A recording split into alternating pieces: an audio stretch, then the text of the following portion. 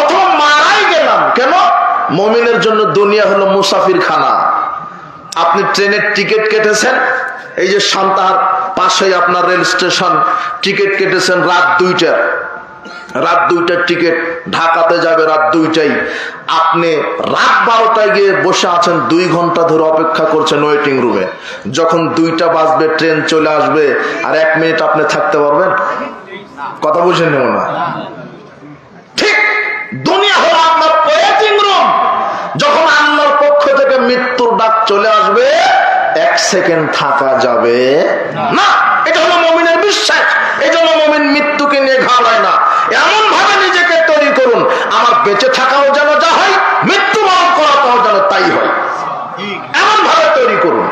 আমার বেঁচে থাকা কি মরে যাওয়া কি? কারণ আমার জীবন তো এই দুনিয়ায় চিরস্থায়ী নয়। আমার জন্য চিরস্থায়ী জীবন পরকাল।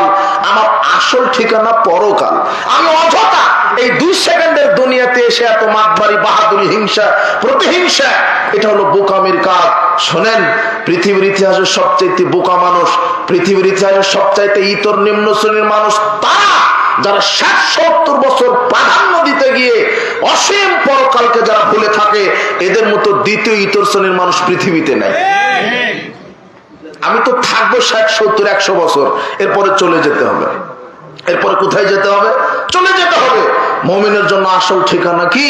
পরকাল, জান্নাত। আল্লাহ তুমি আমাদের প্রত্যেককে জান্নাতুল ফেরদাউসের মেহমান হিসেবে কবুল করে নাও। আমিন। আল্লাহ